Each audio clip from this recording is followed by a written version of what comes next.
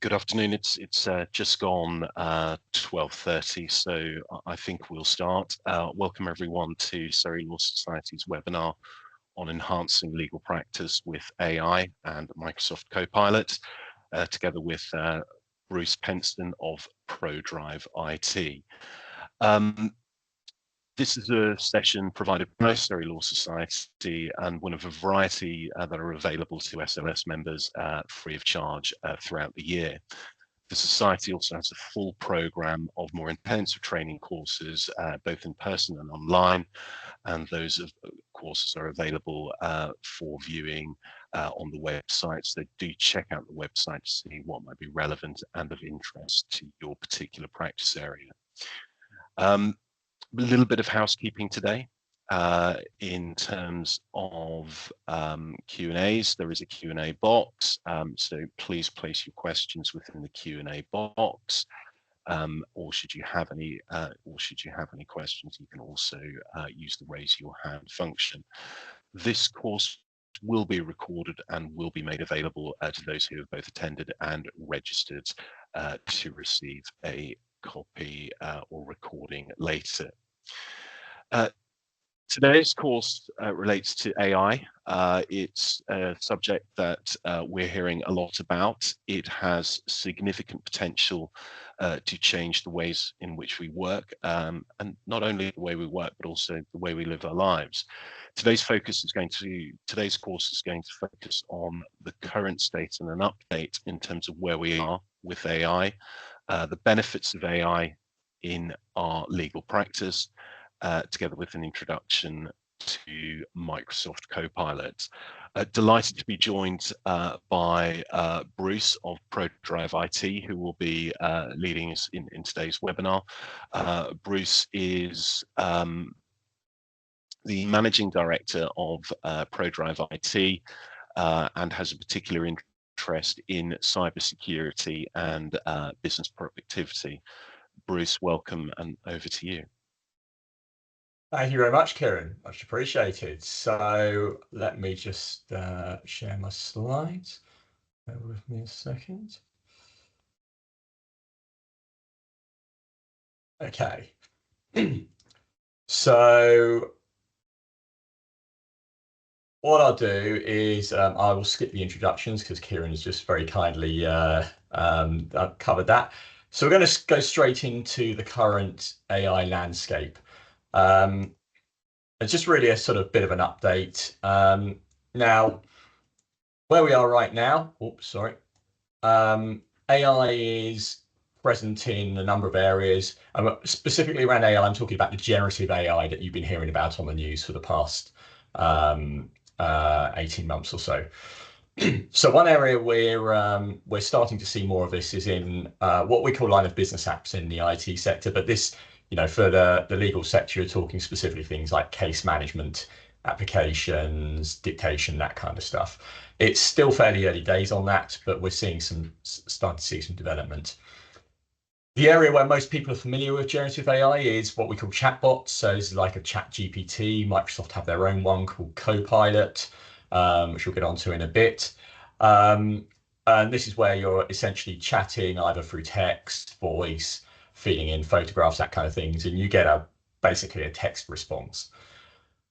Microsoft have something that they call application copilots, not to be confused with the standard Copilot. I'll explain a bit more about that in a minute. And there's a whole host of productivity applications appearing on the internet, things that make all sorts of day-to-day tasks in business much easier to do. Good examples of things like Canva, which is used for video editing, quite a popular one. Where the future's going, I'm not going to predict that on this webinar, and I would suggest that anyone that thinks they know what the future looks like is probably having a guess at the moment. The pace of change is so fast that we really just don't know where it's going. So why should you adopt AI in your practice? What's AI going to do for you? So the obvious element of this is increasing the speed which you can work. So increasing productivity, increasing the amount of work you're able to do. So that has obvious competitive benefits, profitability benefits, that kind of thing. And that's what most people think of when they're thinking of AI. But I'd like to challenge that as being the most important result, actually. And what we're really going to focus on today is the digital skills gap. So Microsoft 365 is a very good example of this. Most people are probably using maybe 10% or less of the functionality of Microsoft 365. AI provides a really, really powerful way to help change that scenario. So we'll look at that in a minute. Quality of work. So expectations from clients are going up all the time. People are used to instant results in the consumer world. They're used to using this kind of technology to deliver stuff on an automated basis 24/7. AI promises to be able to bring some of this into the legal practice as well and meet some of those ever increasing client expectations. And the final thing I want to mention is improving the culture in your business. So there's a couple of aspects of this. No one really likes mundane, boring, administrative type of work. So if you can use AI to remove some of that from the workplace, it's going to make people happier, more engaged in the workforce, more motivated. But the other side of it is the potential trainees of the future, graduates coming out of university, they're going to be using this tech already. And really, they're not going to want to come into a workplace now where they have to go back to doing some of these things manually that they've been doing using AI tech in education. And it wouldn't be right for me to go into this webinar without mentioning the fact that there are definitely some risks. And I know there's been a few questions pitched beforehand about risks around AI. And, you know, whilst I'm a big AI advocate, I'm not going to pretend that they don't exist. So one of the first ones I think is well charted is hallucinations. AI has been known to return incorrect information. There's some cases in the there's a case in the legal sector in the US, I think, where an attorney generated some or used AI to get some previous cases which AI turned out to have fabricated. So that's quite well documented.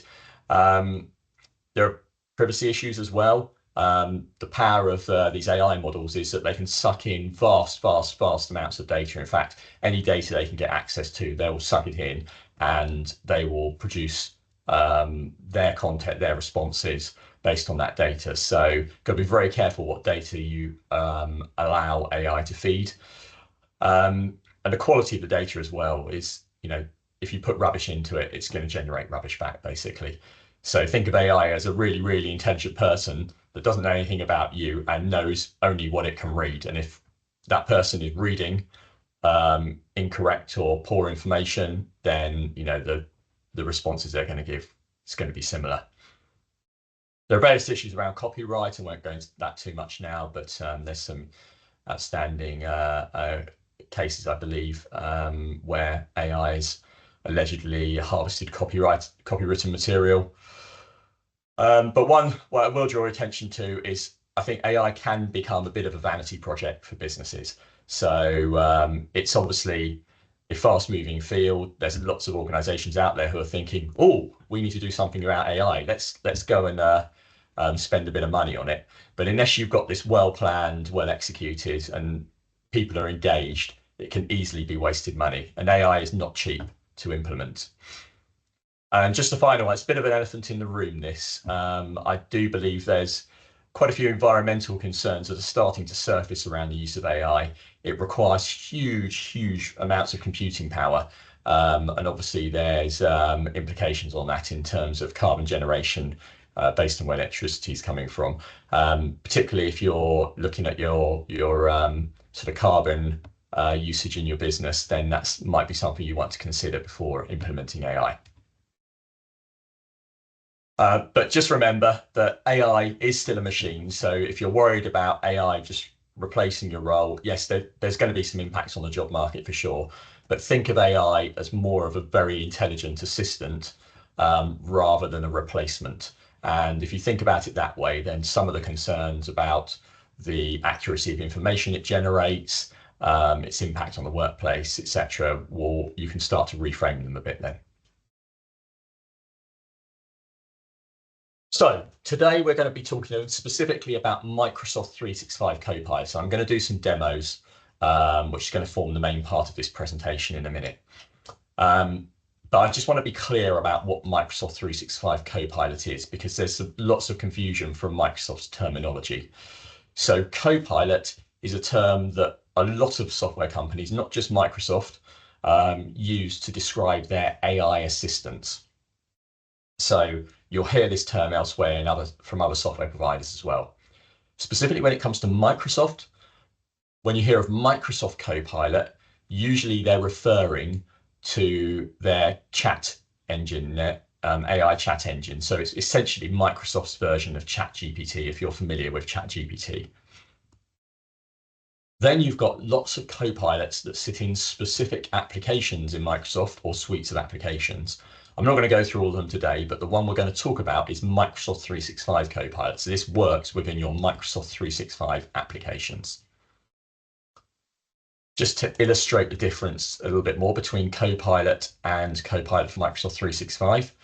So Copilot, you do actually have within a standard Microsoft 365 license, its actually full name is called Copilot with Commercial Data Protection.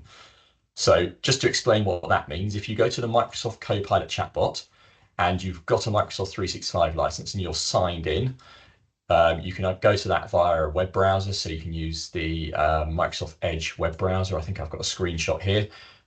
So there's a little Copilot symbol in the top right of the screen there. You can get to it from Windows 11 desktop as well. It's in your taskbar. If you go to that, you'll see this green protected sign, and any data you submit into that chat engine, it's protected and stays within your Microsoft 365 environment. That's really important, because if you go to any kind of free AI chat engine, so I'll just use the example of ChatGPT again. If you go to the ChatGPT and you haven't got a paid for account on there, business account, then actually your data can be used to train the model, so that the terms and conditions state that. Whereas if you use Copilot and you've got a Microsoft 365 license and you're signed in, anything you submit is protected within your Microsoft 365 environment. So that's hopefully going to allay a few privacy concerns that people might have about using it. Now on the right-hand side, Microsoft Copilot for Microsoft 365, this is different in as much as it's embedded within the Microsoft apps. So it can help automate tasks within your Microsoft applications, and it can act on data that you keep in your Microsoft 365 environment. So they're the two key things. The other element of it is you do need to pay for Copilot for Microsoft 365. It's roughly £300 per person per annum. So on that note, I'm going to stop sharing this presentation and go to some demos.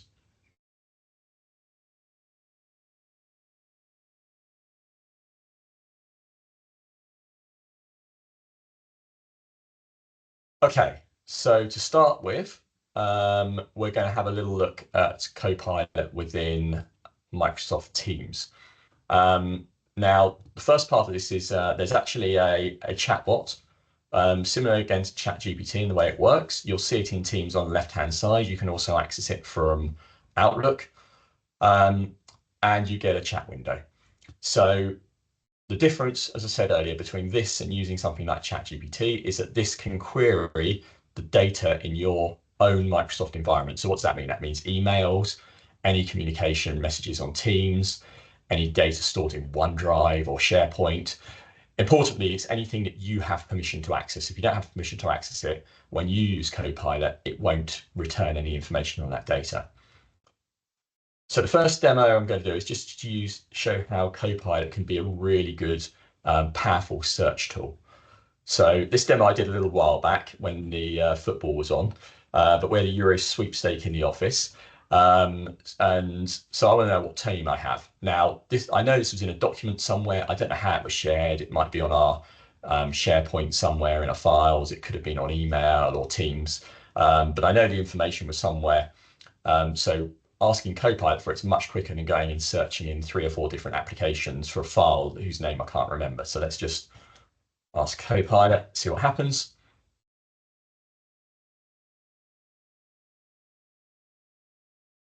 And there you go. So it's found my Teams and it's referenced the document. I'm just going to, by the way, say that this live demo, sometimes Copilot is fairly new technology. It doesn't always work. So if it does go wrong, I'm getting my excuses in now. Right, so I can also ask a follow-up question. So let's just ask that, and hopefully we'll get a response as well. Copilot will remember previous questions you asked in the thread, by the way, so you don't always have to provide context to it. So that's great. So it's the first example I wanted to give you. Now just a slightly more generic one. So this bit of information I'm requesting here. So tell me about any services that ProDrive IT offers to Copilot. Now, the reason I'm asking this question is because there's lots of information in ProDrive's Microsoft 365 about this, whereas the previous question, the information was in one spreadsheet. So let's see what happens now.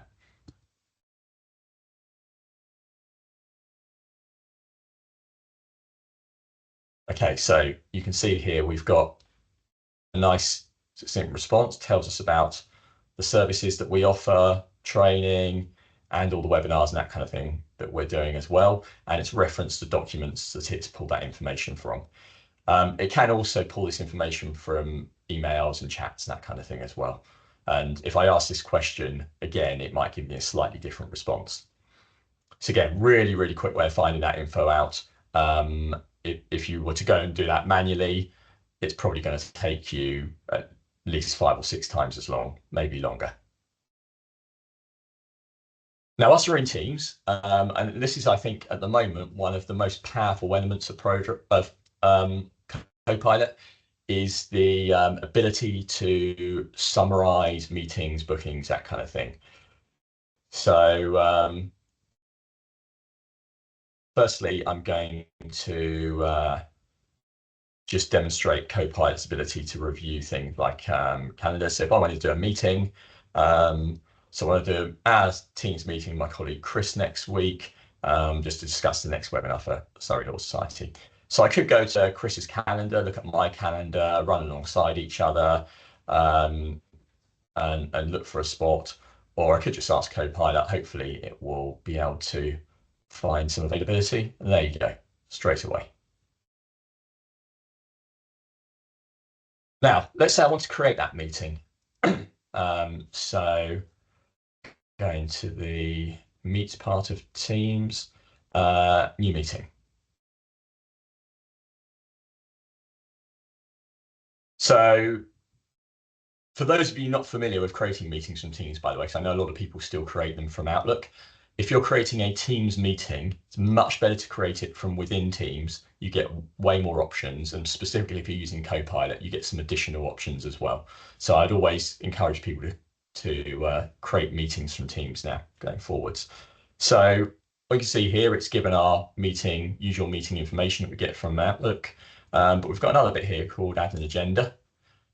This, by the way, is not a Copilot specific part, but when we've created the agenda, we do get a little Copilot symbol there now, and we can ask Copilot to create an agenda for us. So let's give that a go, see what happens.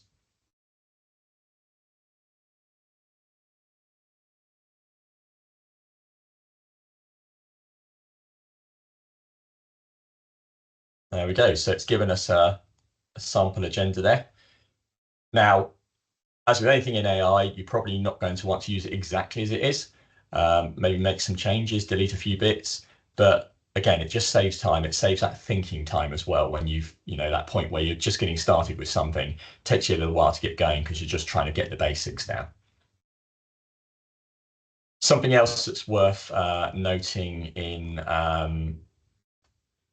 this screen as well is if you go to the options, you've got an option here to record and transcribe automatically. Now, that's something you need to do for a meeting if you're going to use Copilot in the way which I'm going to show you in a minute. So Copilot transcribes the meeting into words, and it can do an awful lot based on that. So I'm just going to clear that away. Now, to show you what Copilot can do, I'm just going to go to a previous meeting that we've got here. So this was a Copilot knowledge share we did in our business at Pro Drive last week. So we'll go in there. So what you can see, it's got a screenshot of the meeting, can replay that. It's got information on when people were speaking. That was mostly me, as you can see. And this is the interesting part. So I've got AI notes here. So what Copilot's done is it's transcribed the meeting. So everything that was said in the meeting is down here. And based on that transcription, it's created some meeting notes. So it's created a nice summary there. And I can go into each section and go into more detail if I want to. So where this is really powerful is, firstly, if I missed the meeting, if I was invited, I can get access to this. So I can really catch up on anything I've missed and wanted to follow up on. But also, if I was taking notes in the meeting, distributing them, that kind of thing, Copilot's already done it for me. So it saves a heap of time compared to doing that manually. What you can also do is you can ask Copilot questions about these notes. If I click on the Copilot symbol here, so let's ask Copilot a question. So there's something called Copilot Studio, which I'll talk about in a bit, but if I want to know a bit more about that, let's ask Copilot that. And now the information it's going to pull here is not from the internet, it's from the discussion that we had during this meeting. There you go. So that's actually come from the meeting notes and not from generic content. And also I can ask it, for instance, are there any unresolved questions from the meeting? Prove that a bit.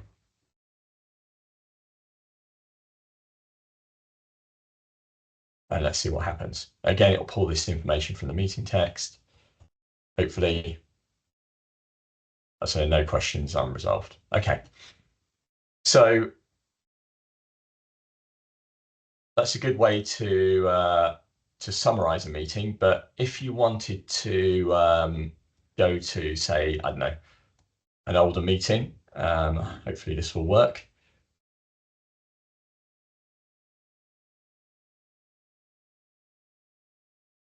So this is actually a video I recorded, but I used Teams to record it. So it was only me in there. So rather than a sort of pre-cam one here, this one hasn't got any transcription or anything yet, but I can still ask Copilot to summarize the video. So let's click on that.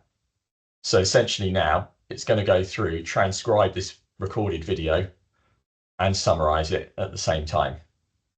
Now the video itself, I think, is probably about 20 minutes long. It's produced that in seconds. So it's a really quick way of finding out what this video is about that was recorded, say, from a Teams meeting, without having to watch it all.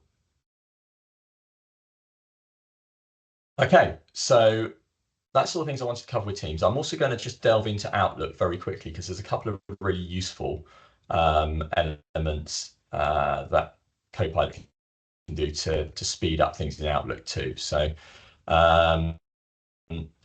first one, just a little exchange I had with Helen about this.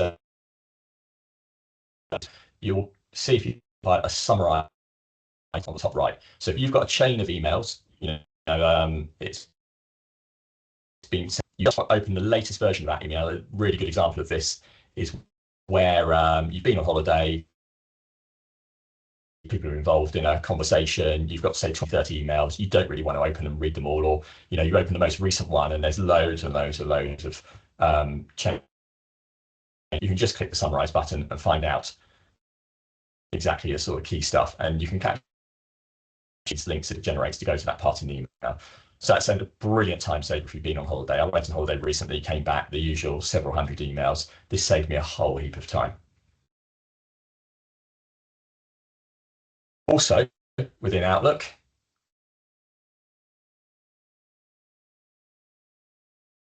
there we go.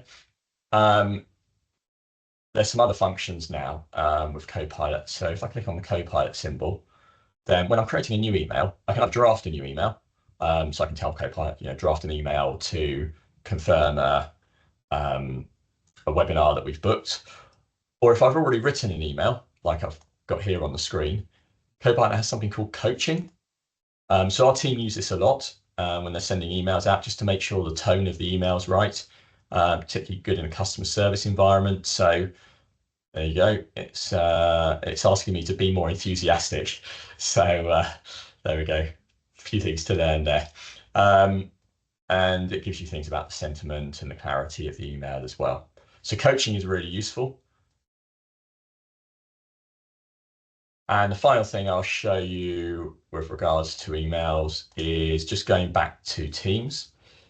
And if I go back to the Copilot chat, if you've been out of the office for a while and you want to get a summary of the email. So go back to the example where I said I've been on holiday, 200 odd emails, need to find out what I need to do.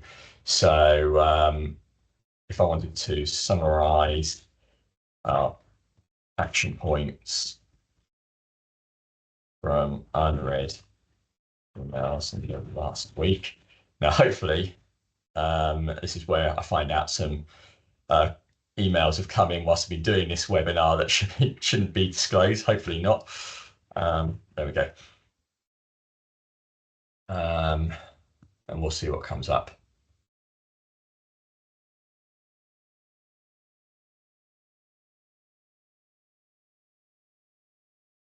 There you go. So there's a few things there. Oops, sorry. Yeah, there you go. So anyways, I'll send an email about writing something in the Surrey Lawyer. There's a few more underneath. Obviously, I won't show them in case there's some confidential ones there. But I think you get the point. If you've got lots and lots of unread emails, this can really help you, particularly that time you come back from holiday. I mentioned a Copilot license costs £300 for a year. This is where, particularly for senior people, it can almost pay for itself in one go. So I'm going to move on to Excel. Now, I know in the legal sector, Excel is not used as frequently as it might be in other areas. However, actually, I think this is where Copilot is really powerful. If you don't use an application that often, but suddenly something comes up and you need to use Excel for something, you're probably going to be less versed in some of the more powerful features in Excel than, say, someone working in the accountancy sector would be. And I mentioned earlier about bridging the skills gap. And so I want to use this really as an example. Actually, Copilot's made a massive difference to the Excel skills within ProDrive, because we're now able to do things with spreadsheets that, we'd have to spend ages researching things online for testing of formulas and all that kind of stuff.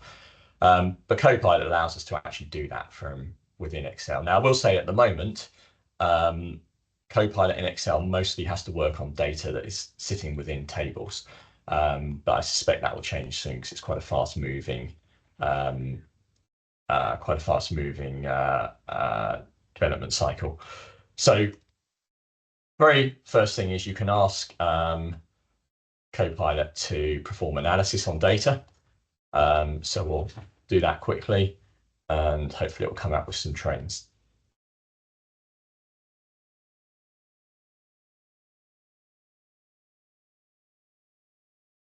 There you go. So it's analysed some data, it's analysed data, it's come up with some trends. It's actually given me the option to create a new graph within the spreadsheet with that information on, so I'll do that. And there you go, you see it's a pivot table and a chart there. Where I think it's more useful though, is for formulas. So if I want to create a new column in this spreadsheet, and I've put a little description of what I want to do there. So on a formula to return the value of A when column G is greater than 200. So basically this column here, I want to categorize these into A, B, or C. And what I also want to do is add a new column called segment to put that in. So I'd probably have to look that up online and try a few things and mess around for about 5 or 10 minutes to do that normally. But if I ask Copilot to do it, hopefully it'll be able to do that for us.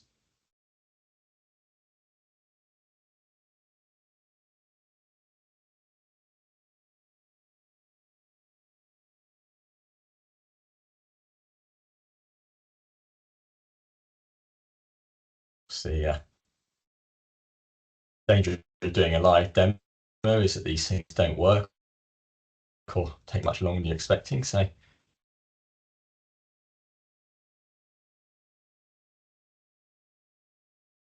okay, it sounds like we're getting somewhere.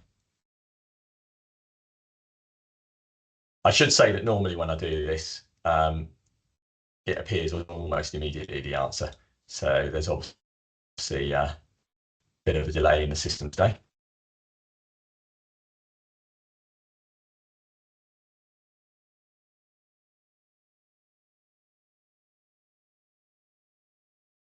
Okay, so Copilot's explaining what it's going to do. It's actually telling me the formula there, but even better than that, I've got the option to just insert the column in the spreadsheet. So there we go. So I know that took a long time, but as I said, normally that would be pretty much instant. So I've got another formula here. So what I want Copilot to do now is to actually perform a lookup. So I've got another column, which is in a separate table. So where is that? So I've got a table called segment somewhere. There we go. So if it's an A, it's a high performer, B, medium, C, average. So basically what I want it to do is to look up in that table and select the value based on the data in this column called segment.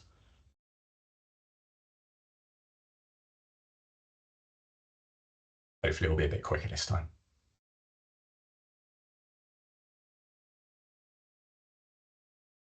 All right, so that was a better demonstration there. So again, it's looked up that information and it's populated the column there.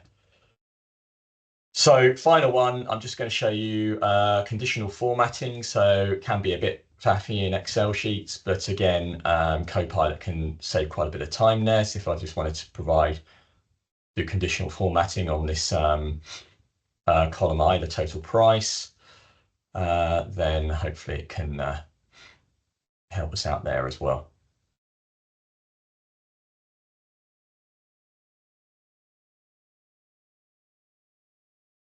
By the rule. And that doesn't appear to have worked. So as I said, sometimes this can go wrong. That has worked about the last 10 times I've done it. Anyway, on that note, probably best to move on from Excel.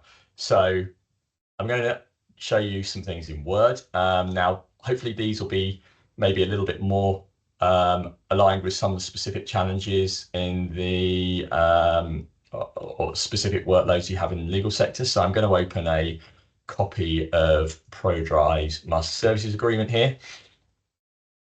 And our sort of basic kind of Copilot functionality is summarizing things. So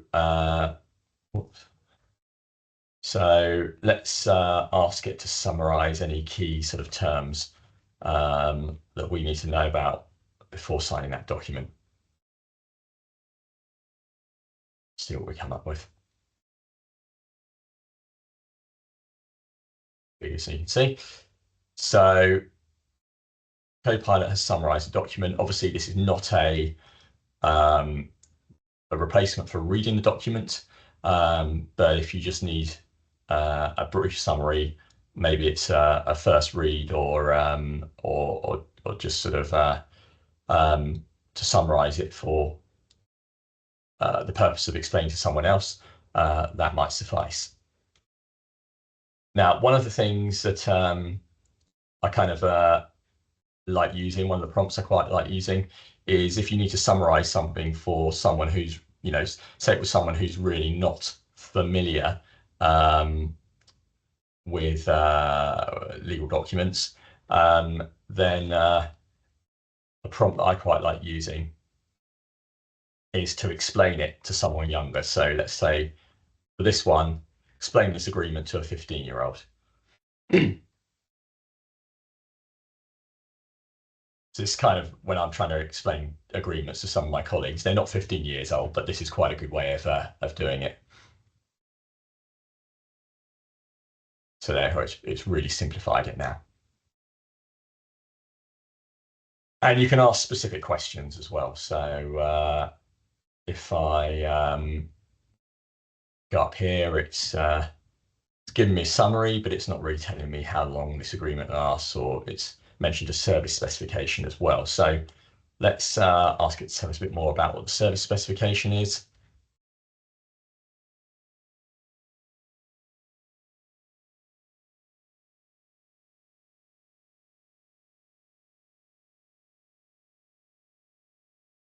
So it's giving me more detail on that now.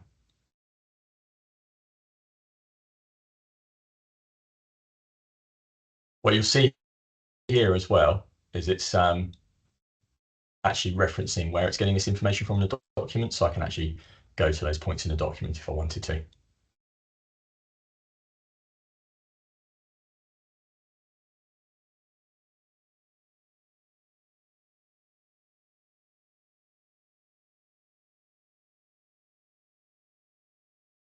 So what I'm going to do is just stop that from running now for the purposes of getting through all this.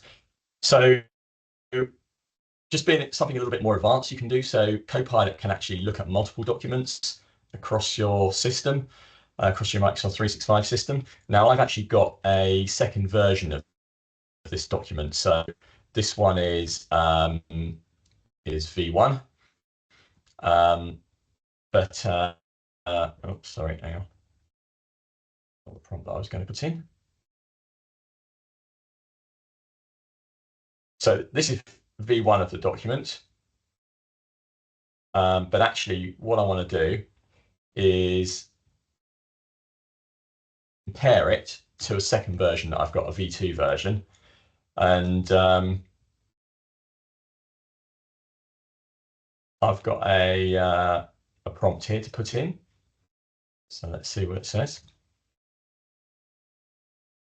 So I'm analysing the difference between this document and the V2 version and bullet point differences only.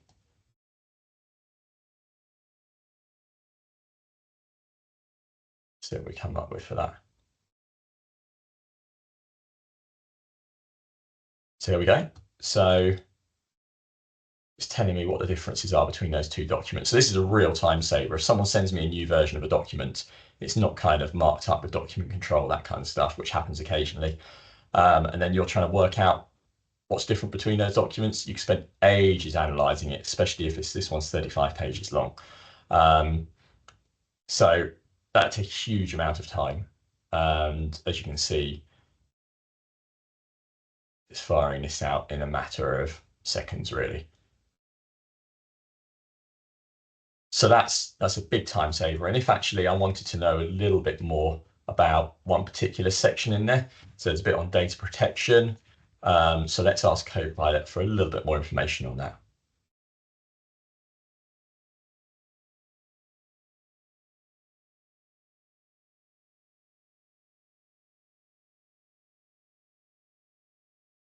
There we go.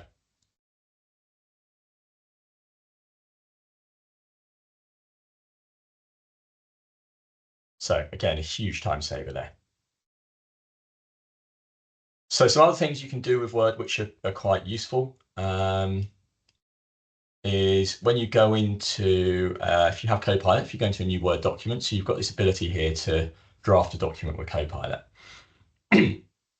So I could just say, I'm going to use the example here of creating a new AI fair usage policy.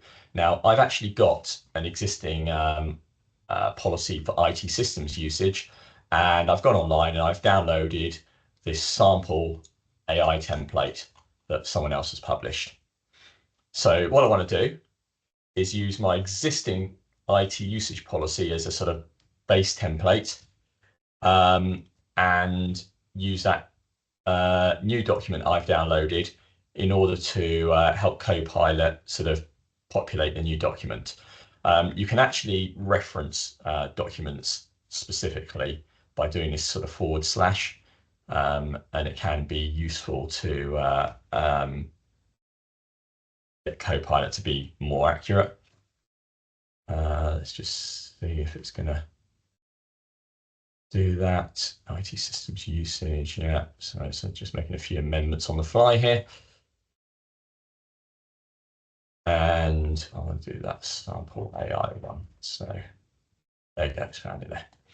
So I won't reference those two documents. I've actually given it a personality, a persona, if you like, to follow as well. So wants to do this in as if it was an HR and compliance officer, a UK-based IT managed services provider. That's what we call ourselves in the industry, 15 staff. Create a new policy document, safe use of AI, and I've given it some criteria. It should be understood by everyone and be no more than 2,000 words long. So let's generate that and see what happens. There you go. So you can see it's followed a format here. This is actually the format of all our policies. It hasn't brought through things like branding, that kind of stuff. But in terms of the text, the format's the same. It's put in the document control there. Got the date right. It's put me down as the author. And there you go. We've got an AI usage policy. Now, again, this isn't the final policy. You know, I'd make some changes from there, but it's a really good starting point. So you can also do this referencing videos as well. So I'm just going to close this window down. We'll go back into a new Word document. So if I was doing that, a similar prompt, so I want to follow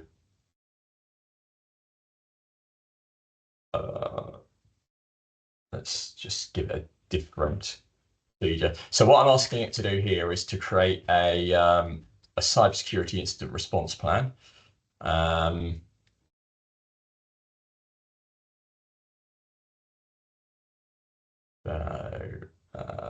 Let's get it to follow the format of that one. And I've got an existing video, which is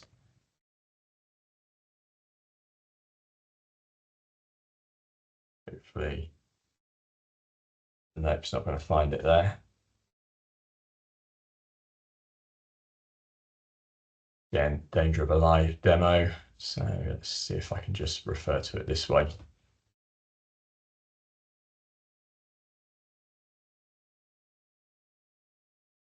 Might not work, but we'll soon find out.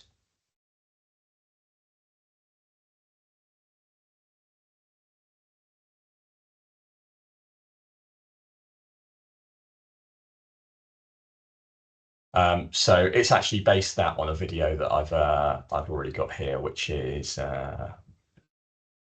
so yeah, I think I showed it earlier on the screen. So yeah, it's based on this video that I was showing earlier. So again, you can use Copilot to create new documents, both from existing documents, videos, PowerPoint presentations, PDFs, whatever information you have, as long as it's on your Microsoft 365 environment. So the final thing I want to show you is, go back into Teams here. So I think there were some questions beforehand about how you can sort of ensure the quality of the data that you get in Copilot, or the quality of data that it's acting on and returning information on. Now, one of the things you can do with Copilot is create custom Copilots. And this is an example. Handily, it's Mr. T off there. So I've created a Copilot for use within Pro Drive only. So you can see this appears as an app in our Teams. And this refers to all Pro Drives information security policies and procedures. So you can actually see some questions that I've asked it before there. But you know, just to prove that I haven't fixed this, I'll do that again. Now, when I ask Copilot this question now, it's not going out and asking the internet this question. It's literally just pulling it from a set of policies and procedures. And I'll show you how that works in a minute. Now, I can actually restrict these custom Copilots to look at both internal documents, specific websites, combination of them, or even pull information from other applications. So it's told me what our internal, and it's also sort of give me a reference as well. So it's telling me that document I'm referring to. So I'm just going to show you how this works very briefly. You know, I'm getting slightly technical, but I'm doing it for a purpose, because it shows you actually what the capability of these custom copilots are if you decide to use them in your organization. So just bear with me a second. So this is something called Copilot Studio. This is probably more of an IT admin area, but I've created this Copilot here. And the important part is knowledge. So I'm telling this Copilot what it can refer to. Now, in this particular instance, it's looking at a SharePoint library, and this contains all Drive information policies, information security policies and procedures. But if I wanted to, I can go and add more knowledge. I can put some public websites on. So I could put the Information Commissioner's Office on there. I could put the National Cybersecurity Centre. So then it's pulling from not just our internal policies, but it's pulling from sort of government policy and procedure, if you like. So I'm showing this because I think it offers a lot of opportunities for law firms to build their own co-pilots, both on kind of legal process, that kind of thing, but also maybe on external reference websites that you want people to be able to query, get information, be able to use AI to sort of analyze documents, analyze contracts, create new information, but without going out to the whole web and potentially getting, you know, incorrect information, getting some of these hallucinations I mentioned earlier. The one last thing I'm just going to show you before I switch to Q&A. So Microsoft have got some really good online resources. There's actually some links in the presentation, which will hopefully be shared around. But they've got a whole bunch of, they call them scenarios, for all sorts of different sectors. So there's some specific ones here for the legal sector. So there's a whole, they call it scenario library. So if you go through, just look at a good example, they've got some flow charts in here. So developing a legal compliance video. So they kind of explain in very high level terms how you can do that using Copilot, or in some of them, it's Copilot in Word or Copilot Studio. So it's just a demonstration here. This isn't actually going to do it for you or give you all the prompts to do it, but it's explaining the kind of possibilities that you can get from using Copilot in legal practices. So just to finish off, I'll just share my PowerPoint just from the screen now. If you want to get started with Copilot, there's a few things that we suggest doing.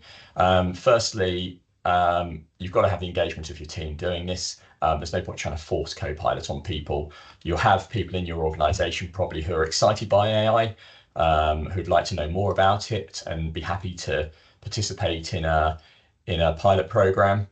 You'll have people who are very skeptical about it. I suggest you, if you're looking at this, you just engage with the enthusiastic people to start with. Definitely need to review your security. If anything's, you're storing data in the wrong place, if you've got confidential data which people have access to but shouldn't be used by Copilot, all this kind of stuff needs reviewing and setting up accordingly before you start implementing AI.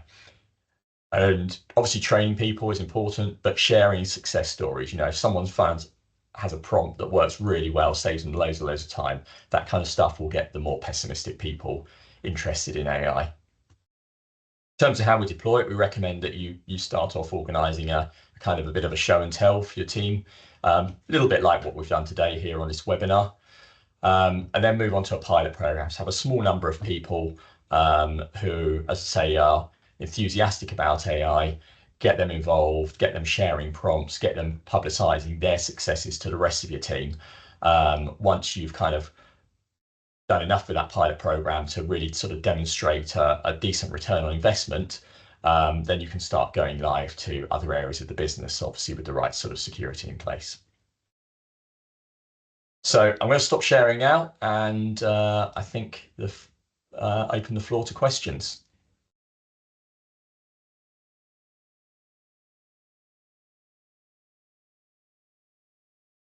Bruce, thank you. some really useful practical examples of what we can take back and usefully use at the office already. If I may say, that was a very slick presentation, working through live examples and a very large number of examples very swiftly. So congratulations, that was very nicely done. Only one or two very minor glitches, which given we're working with very new technology, is very impressive. We don't have any questions coming through as of yet, but please, for those attending, if you do have questions, please use the Q&A box and I'll be happy to run through those with Bruce. One of the things that I think you've touched upon a lot, and the takeaway that I have is that, I mean, particularly using the Copilot tool, using internal data within your business, controlling what data it's going to pull from is going to be critical. Clearly, you're going to want to manage, if you've got, you know, your HR files or certain private finances, those are going to have to be restricted and limited. Is that relatively easy to do, or is that something that you're going to need technical expertise and help with if you're looking to launch this within the business? Yeah, so it's easier to do on what I'd say are sort of modern platforms. So if you're using SharePoint and OneDrive to store your data, it's I wouldn't say easy, but it makes it much easier to control versus using something like a traditional file server. But it is definitely a technical piece of work to get all that set up in the first place. The types of things that we suggest is, firstly, on the basic level, you might want to restrict certain areas altogether from Copilot, so it just can't get access to that data. But the other thing is, there might be data that that you do want Copilot to have access to, but you know, you've got to be careful about how that data is. Sure.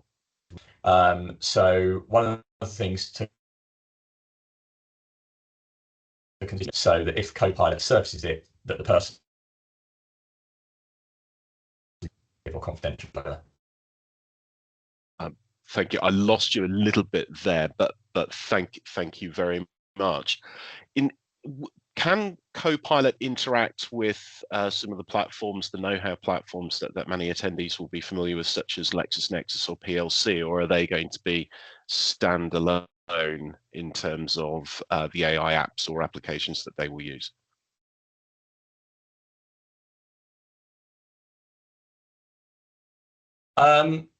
Not necessarily by default, but there are possibilities to get Copilot to. So I showed you that very briefly, the sort of custom Copilot and the ability to add knowledge. So you can create connectors from Microsoft Copilot to other applications, and if those applications allow it, and more systems are starting to build out integrations with Copilot, then it is possible to build those connections in. So it very much depends on the application at the moment. It's early days for this kind of stuff, but I do expect to see more of that kind of thing coming out. It probably requires a bit more technical expertise. It's probably the sort of thing an IT professional will need to be involved in.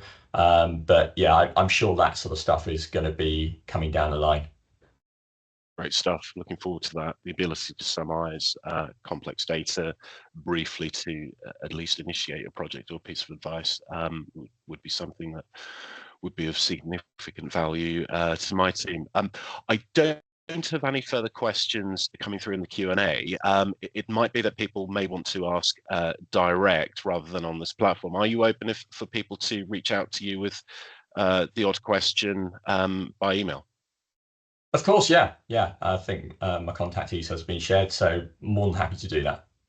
Great stuff. Thank you. Well, we'll draw this webinar to a close. Thank you, Bruce. That's been immensely valuable from my perspective and from, I'm sure, all the attendees this afternoon. We will thank you again to those who have attended attended this afternoon. We will be circulating a recording of this and Bruce's contact details following the webinar. And if you are able, please do complete the feedback survey that will be submitted shortly after. For those who want to attend further courses, do check out Surrey Law Society's website for additional courses, both in person and online, and additional supporting webinars as well. Thank you very much, everyone, and have a lovely afternoon. Bruce, many thanks again. My pleasure. Thank you. Take care. Bye-bye.